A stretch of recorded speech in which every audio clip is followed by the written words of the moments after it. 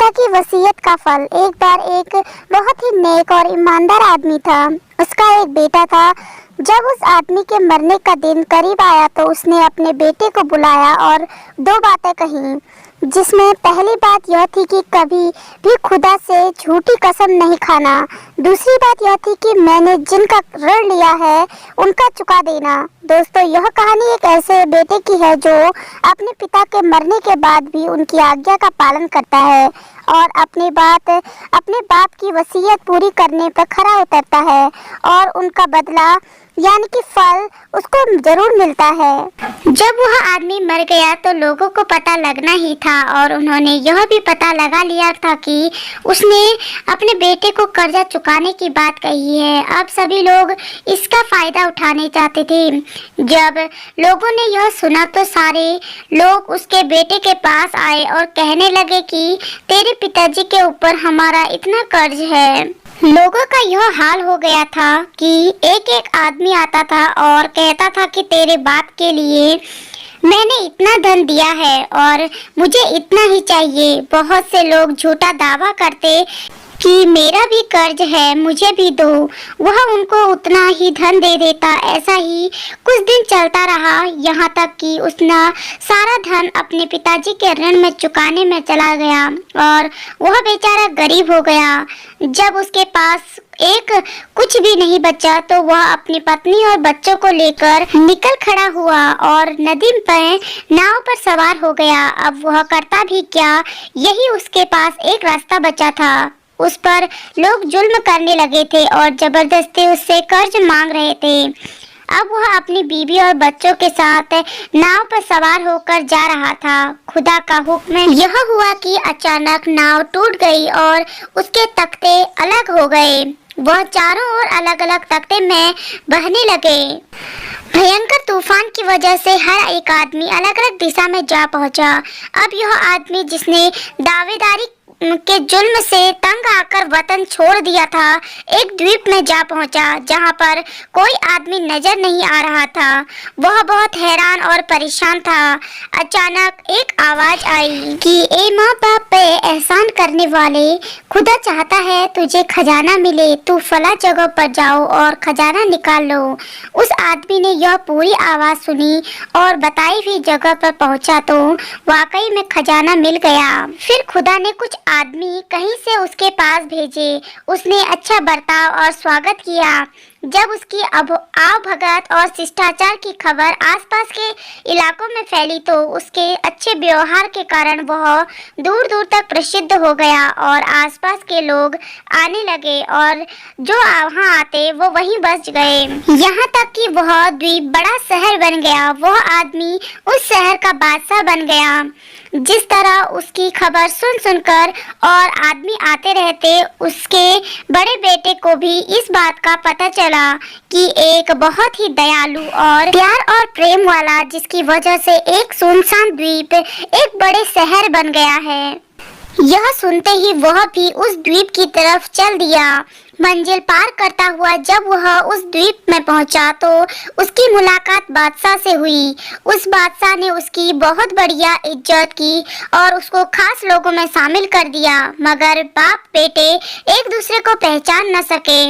इसी तरह जब उसके दूसरे बेटे को भी यह खबर हुई तो वह भी बादशाह के पास आ पहुंचा। उसको भी बादशाह ने अपने खास लोगों में शामिल कर दिया। अभी तक ये तीनों बाप बेटे एक दूसरे को पहचान नहीं पाए थे। अब बादशाह की बीवी का हाल सुनिए। वो नाव में बहकर किसी दूसरे द्वीप में जा पहुंची थी और एक आदमी ने उसे अपने घर में रख लिया था। जिस आदमी ने उसको रखा था उसको भी बादशाह की खबर हुई कि बहुत ही अच्छा आदमी है, जिसकी वजह से एक सुनसान द्वीप शहर बन गया है। तो यह आदमी भी उस औरत को साथ लेकर बादशाह के द्वीप की तरफ चल पड़ा। जब द्वीप के किनारे पहुंचा तो औरत को नाव पर ही छोड़ दिया और कुछ नजराने लेकर बादशाह की खिदमत में हाजिर हुआ। बादशाह ने उसकी इज्जत की और आवभगत के बाद कहा कि आज रात यहीं गुजारो। उसने कहा कि मैं नाव पर औरत को छोड़ आया हूँ, उसको तमाम बातों की जिम्मेदारी मैं ही हूँ। बादशाह ने कहा कि उसकी सुरक्षा के लिए 2 आदमी भेज देता हूँ और उन्हीं 2 भाइयों को ही हुक्म दिया कि वह जाएं और उस रात भर नाव पर बैठी औरत की रक्षा करें। जब वो दोनों भाई नाव पर पहुंचे तो आपस में कहने लगे कि हमको इस औरत की हिफाजत के लिए भेजा है, कहीं ऐसा ना हो कि नींद आ जाए, इसलिए आपस में कुछ बात कर लेते हैं। एक ने कहा कि अपनी जिंदगी की अब तक के हाल सुनाइए ताकि नींद नहीं आए और रात भी कट जाए। तो एक ने पहले अपना किस्सा शुरू किया और दूसरा उसकी पूरी दास्तान सुनने लगा कि हम दोनों सगे भाई थे। दूसरे भाई ने का यही नाम था जो तुम्हारा है।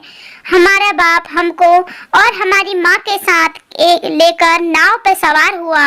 खुदा की कुदरत, नाव टूट गई और हम सब बिखर गए। खुदा जाने अब कौन कौन कहाँ कहाँ है।